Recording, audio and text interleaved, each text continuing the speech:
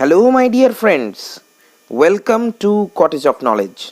Cottage of নলেজে তোমাদের সকলকে স্বাগত জানাই। আজ আমরা ইন্টারভিউয়ের জন্য তোমাদের প্রয়োজনীয় সংবিধান থেকে যে কোশ্চেনগুলো আসবে বা আসতে পারে সেই ধরনের কোশ্চেন্স নিয়ে ডিসকাস করব। এই ধরনের আমরা 2-3টে ক্লাস আমরা নেব। আজকের ক্লাসে আমরা 42টি কোশ্চেন্স আলোচনা করব। সংবিধান থেকে কি কি গুরুত্বপূর্ণ প্রশ্ন আসতে পারে তার 42টা কোশ্চেন, আগামী দিনে আরও হবে। এই করে আমরা মোটামুটি 100-150 বা 200 কোশ্চেন্স করিয়ে দেবো যে সংবিধানের ওপর কি কি কোশ্চেন্স আসতে পারে। কারণ ইন্টারভিউতে সংবিধান থেকে কিন্তু অনেক প্রশ্ন জিজ্ঞাসা করা হয়। এবার এই যে এগুলি শুধু সংবিধানের ক্ষেত্রে, এগুলো শুধু যে ইন্টারভিউতে কাজে লাগবে তা নয়। আগামী দিনে তোমরা সমস্ত যে পরীক্ষা দেবে সেই সমস্ত পরীক্ষায় কিন্তু তোমাদের এই প্রশ্নগুলো কাজে আসবে। তোমাদের এই কোশ্চেনগুলোই ঘুরিয়ে ফিরিয়ে বিভিন্ন এক্সামে করা হয়, তাই এই কোশ্চেন্সগুলো যদি দেখে যাও তোমরা অনেক প্রশ্নের উত্তর আগামী দিনের পরীক্ষাগুলোতেও পারবে। আর ইন্টারভিউয়ের জন্য সকলকে বেস্ট অফ লাক জানানো থাকলেও শুরু করছি আজকের সেশন। দেখো কি বলেছে। প্রথমেই রয়েছে আইনের শাসন বা রুল অফ ল কোন দেশের সংবিধান থেকে নেওয়া হয়েছে? উত্তর হচ্ছে ব্রিটেন। ব্রিটেন থেকে নেওয়া হয়েছে আইনের শাসন বা রুল অফ ল। এরপর আসছি ফান্ডামেন্টাল রাইটসে। ফান্ডামেন্টাল রাইট বা মৌলিক অধিকার এটি কোন দেশের সংবিধান থেকে নেওয়া হয়েছে? এটি ইউএসএ থেকে নেওয়া হয়েছে, বা ইউএসএ বা আমেরিকা থেকে। আমেরিকা থেকে নেওয়া হয়েছে, ইউনাইটেড স্টেটস অফ আমেরিকা থেকে। এরপর দেখো কিছু গুরুত্বপূর্ণ বিষয় এবং সেগুলি কোন দেশ থেকে নেওয়া হয়েছে তার নিচে দেওয়া হলো। কি কি না দেখো, প্রথমে আসছি judicial review. Judicial review impeachment পদ্ধতি, অর্থাৎ রাষ্ট্রপতিকে আমাদের দেশে ইমপিচ করা হয়, অর্থাৎ রাষ্ট্রপতিকে অপসারণ করা হয় যে পদ্ধতি, সেটাকে বলা হয় ইমপিচমেন্ট। এই জুডিশিয়াল রিভিউ, ইমপিচমেন্ট এবং সুপ্রিম কোর্ট ও হাই কোর্টের বিচারপতিদের অপসারণ, এই সমস্ত বিষয়গুলি নেওয়া হয়েছে ইউএসএ থেকে, অর্থাৎ আমেরিকা থেকে নেওয়া হয়েছে। ইউনাইটেড স্টেটস অফ আমেরিকা থেকে নেওয়া হয়েছে জুডিশিয়াল রিভিউ, ইমপিচমেন্ট এবং সুপ্রিম কোর্ট ও হাই কোর্টের বিচারপতিদের অপসারণ। আচ্ছা, এরপর দেখো আসছি সংসদীয় সরকার ব্যবস্থা, অর্থাৎ parliamentary system form of government. Parliamentary form of government সংসদীয় সরকার ব্যবস্থা এটি, এবং দ্বিকক্ষ বিশিষ্ট সংসদ বাইক্যামেরাল লেজিসলেচার, যেটাকে বলা হয় বাইক্যামেরাল লেজিসলেচার, এটিও নেওয়া হয়েছে। এই দুটি ব্যবস্থাই নেওয়া হয়েছে ব্রিটেন থেকে। ব্রিটেন থেকে নেওয়া হয়েছে সংসদীয় সরকার ব্যবস্থা এবং দ্বিকক্ষ বিশিষ্ট সংসদ, অর্থাৎ বাইক্যামেরালিজম, অর্থাৎ বাইক্যামেরাল লেজিসলেচার, এটি নেওয়া হয়েছে ব্রিটেন থেকে। এবার দেখো তারপর আসছি ডিপিএসপি, অর্থাৎ directive principles of state policy. DPSP অর্থাৎ নির্দেশাত্মক নীতি, স্টেটদের জন্য যে, স্টেটের জন্য অর্থাৎ আমাদের রাষ্ট্রের জন্য যে নির্দেশাত্মক নীতি রয়েছে, অর্থাৎ DPSP directive principle of state policy, সেটি নেওয়া হয়েছে আইরিশ কনস্টিটিউশন থেকে। উচ্চকক্ষে নমিনেশন, অর্থাৎ nomination to the upper house. Upper house আমরা সব তোমাদের সকলকে একটা জিজ্ঞাসা করব যে আপার হাউস কোনটি? সংবিধানের উচ্চকক্ষ বলতে তোমরা কোনটা বোঝো? সংবিধানের উচ্চকক্ষ হলো রাজ্যসভা। সংবিধানের উচ্চকক্ষ হলো রাজ্যসভা। সেই উচ্চকক্ষে নমিনেশন, এই নমিনেশন পদ্ধতিও আইরিশ কনস্টিটিউশন থেকে নেওয়া হয়েছে। এছাড়া দেখো রাষ্ট্রপতি নির্বাচন, এই রাষ্ট্রপতি নির্বাচন পদ্ধতিটিও আইরিশ কনস্টিটিউশন থেকে গ্রহণ করা হয়েছে। তাহলে আইরিশ কনস্টিটিউশন থেকে নেওয়া হয়েছে ডিপিএসপি, উচ্চকক্ষে নমিনেশন এবং রাষ্ট্রপতি নির্বাচন, এই তিনটি বিষয় নেওয়া হয়েছে আইরিশ কনস্টিটিউশন থেকে।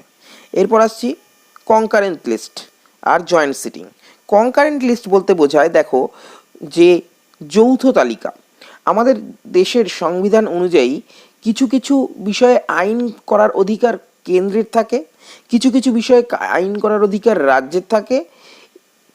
যাদের কেন্দ্রের হাতে যে যে বিষয়গুলি থাকে সেটাকে বলা হয় সেন্ট্রাল লিস্ট, এবং রাজ্যের হাতে যে যে বিষয় থাকে সেটাকে বলা হয় স্টেট লিস্ট। এবং এই দুয়ের মাঝামাঝি, অর্থাৎ কিছু কিছু বিষয় আছে যাতে স্টেট এবং সেন্ট্রাল উভয়েই আইন পাস করতে পারে, সেই লিস্টটিকে বলা হয় কনকারেন্ট লিস্ট বা যৌথ তালিকা। এই যৌথ তালিকা অস্ট্রেলিয়ান সংবিধান থেকে নেওয়া হয়েছে। এরপর আছে জয়েন্ট সিটিং।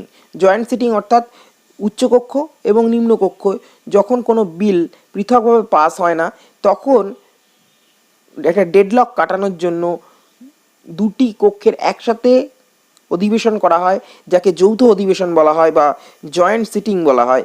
এই জয়েন্ট সিটিং আইডিয়াটিও অস্ট্রেলিয়ান সংবিধান থেকে নেওয়া হয়েছে। তোমাদের এই প্রসঙ্গে একটি প্রশ্ন জিজ্ঞাসা করি যে জয়েন্ট সিটিংয়ের সময় অধ্যক্ষ কে থাকেন? জয়েন্ট সিটিংয়ে আমরা সকলেই জানি যে লোকসভার চেয়ারম্যান হলেন স্পিকার এবং রাজ্যসভার চেয়ারম্যান হলেন উপরাষ্ট্রপতি। কিন্তু যখন জয়েন্ট সিটিং হয় তখন প্রধান কে থাকেন, অর্থাৎ চেয়ারম্যান কে থাকেন? সেই উত্তরটি তোমাদের ভিডিওর কমেন্ট বক্সে দিতে অনুরোধ করব। এরপর দেখো আছে ফান্ডামেন্টাল ডিউটিস। ফান্ডামেন্টাল ডিউটিস দেখো, ফান্ডামেন্টাল ডিউটিস যেটা আছে অর্থাৎ মৌলিক কর্তব্য, এটি রাশিয়া থেকে নেওয়া হয়েছে। মৌলিক কর্তব্য রাশিয়া থেকে নেওয়া হয়েছে। লিবার্টি, ইকুয়ালিটি আর ফ্র্যাটার্নিটি, এই লিবার্টি, ইকুয়ালিটি এবং ফ্র্যাটার্নিটি নেওয়া হয়েছে ফ্রান্সের সংবিধান থেকে। ফ্রান্স থেকে এই আইডিয়া নেওয়া হয়েছে।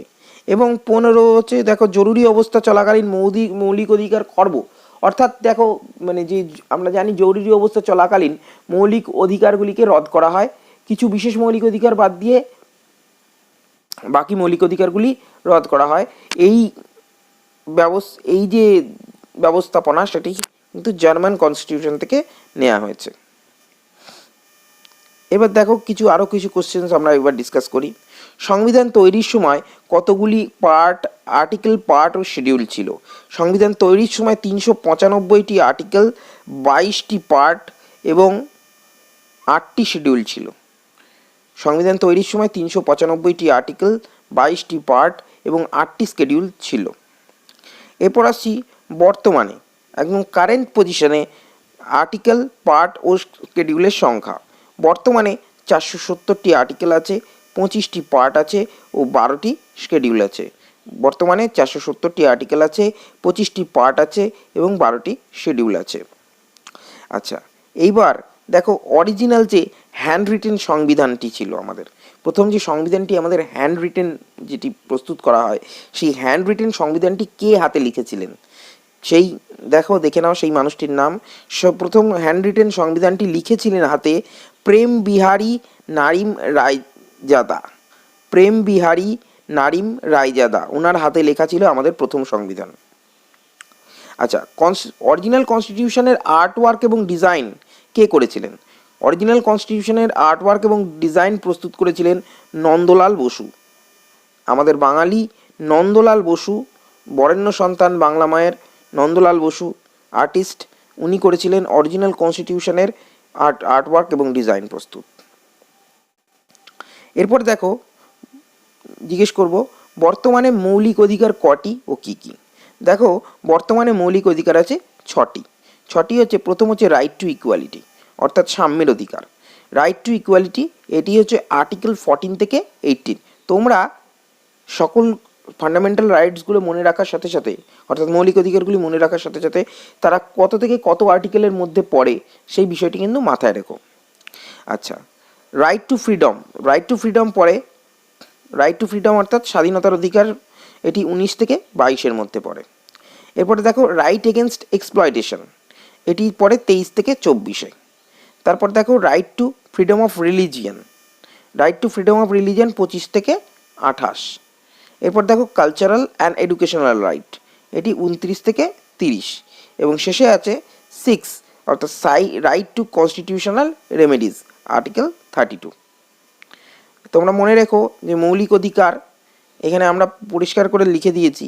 মৌলিক অধিকারের যে টোটাল আর্টিকেল যে নাম্বার সেটি হচ্ছে 12 থেকে 35। আর্টিকেল 12 থেকে আর্টিকেল 35 পর্যন্ত মৌলিক অধিকার নিয়ে লেখা আছে সংবিধানে, এবং এটি পার্ট 3 এর অন্তর্গত। এটি কোশ্চেন আসে অনেক ক্ষেত্রেই যে মৌলিক অধিকার কোন পার্টের অন্তর্গত, সেটি হচ্ছে পার্ট 3 এর অন্তর্গত। এরপর দেখো অস্পৃশ্যতা প্রতিরোধী মৌলিক অধিকার কোনটি? আর্টিকেল 17তে অস্পৃশ্যতা প্রতিরোধের কথা বলা আছে। আর্টিকেল 17 খুব ইম্পর্টেন্ট, আর্টিকেল 17। আচ্ছা, তোমরা সকলেই জানো যে গণপরিষদ অর্থাৎ কনস্টিটিউয়েন্ট অ্যাসেম্বলি তৈরি হয়েছিল সংবিধান তৈরির জন্য, সংবিধান রচনার জন্য গণপরিষদ তৈরি হয়েছিল।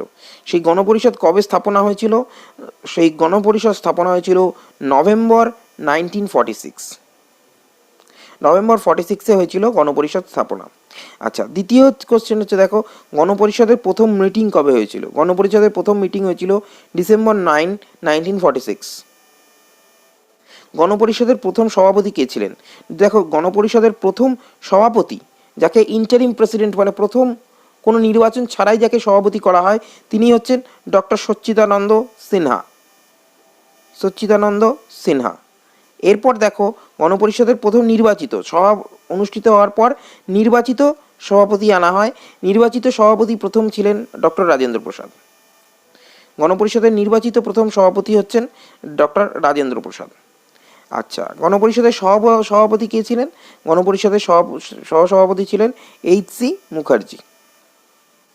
এরপর দেখো আছে ড্রাফটিং কমিটি। গণপরিষদের অর্থাৎ আমাদের যে কনস্টিটিউশন অ্যাসেম্বলি ছিল, সংবিধানের রচয়িতা কমিটি, তার সবচাইতে গুরুত্বপূর্ণ, সেখানে 22টা কমিটি ছিল। সেই 22টি কমিটি তোমাদের মনে রাখতে হবে যে সংবিধান তৈরির ক্ষেত্রে কটি কমিটি ছিল না, 22টা কমিটি ছিল। এবার ওই 22টা কমিটির মধ্যে সবচেয়ে গুরুত্বপূর্ণ কমিটি ছিল ড্রাফটিং কমিটি। এই ড্রাফটিং কমিটির চেয়ারম্যান ছিলেন ডক্টর বি.আর. আম্বেদকর বা বাবা সাহেব আম্বেদকর, আমাদের বরেণ্য সন্তান ভারত মায়ের বাবা সাহেব আম্বেদকর, তিনি হচ্ছেন ড্রাফটিং কমিটির চেয়ারম্যান। এরপর দেখো, এরপর আসছে স্বাধীন ভারতের প্রথম আইনমন্ত্রী। স্বাধীন ভারতের প্রথম আইনমন্ত্রীও ছিলেন ডক্টর বি.আর. আম্বেদকর। এই কোশ্চেনটি কিন্তু করা হতে পারে যে ড্রাফটিং কমিটির চেয়ারম্যান যিনি, তিনিই কিন্তু স্বাধীন ভারতেরও প্রথম আইনমন্ত্রী, এটি মনে রেখো। এরপর দেখো সংবিধান সংগৃহীত হয়েছিল কবে? সংবিধান সংগৃহীত হয়েছিল 26শে নভেম্বর 1949। সংবিধান সংগৃহীত হয়েছিল 26শে নভেম্বর 1949।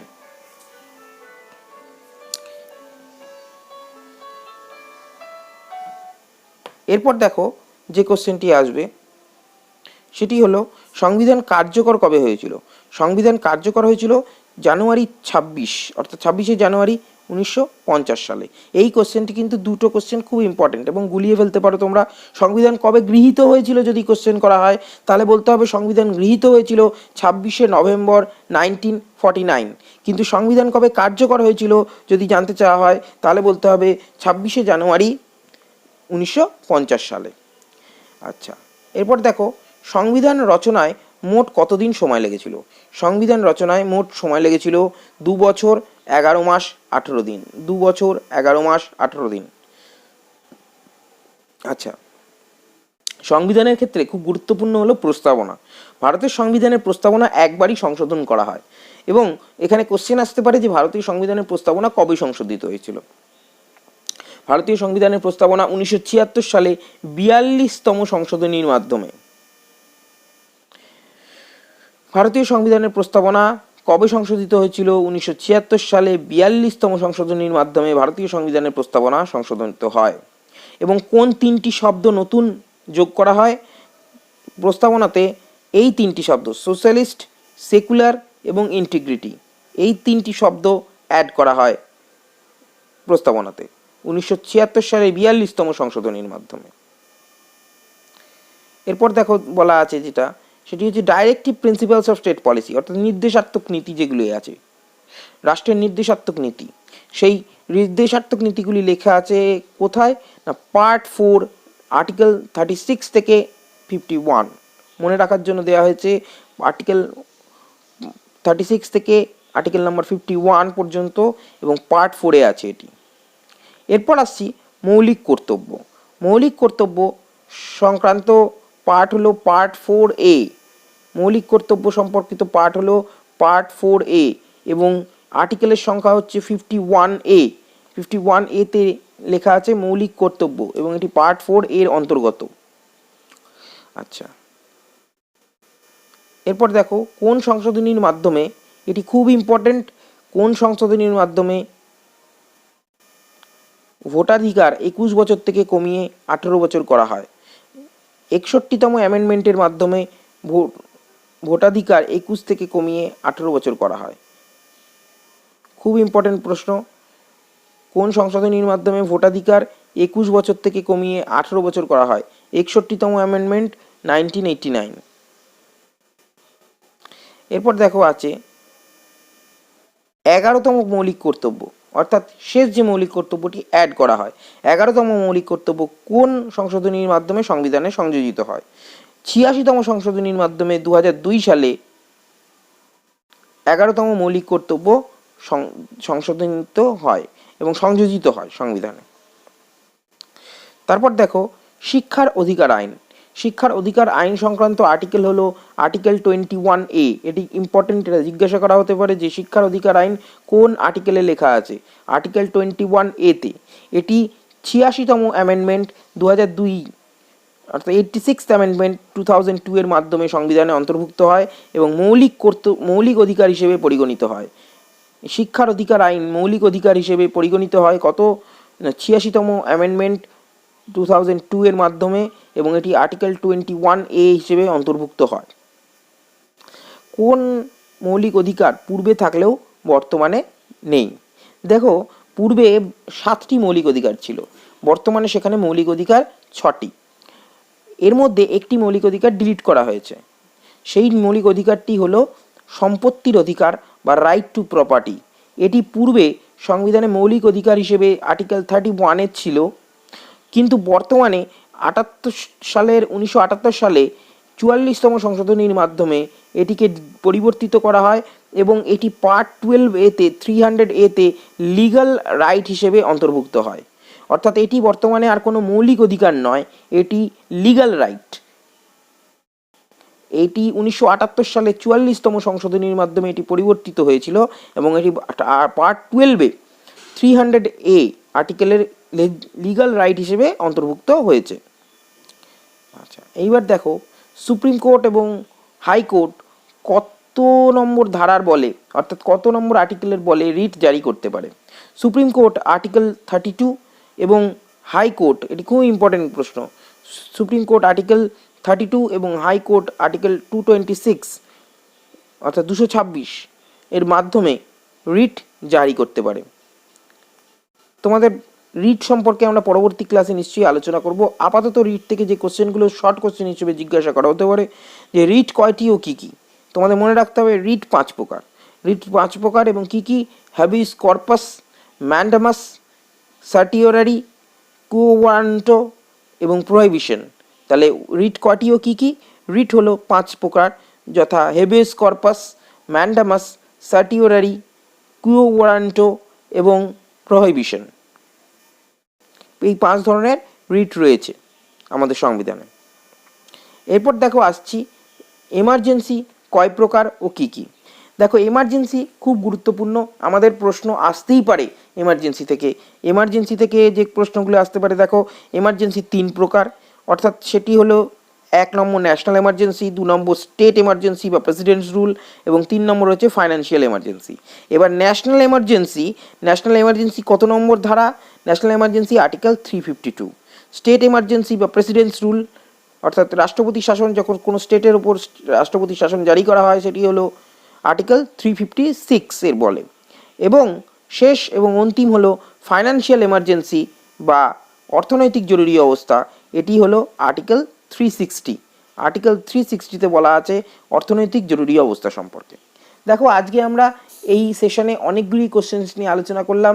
সংবিধান থেকে কীরকম ধরনের প্রশ্ন ইন্টারভিউতে আসতে পারে, আগামী দিনে আরও প্রশ্ন নিয়ে আমরা আলোচনা করব।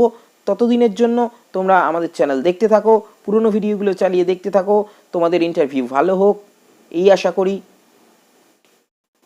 For today, tata.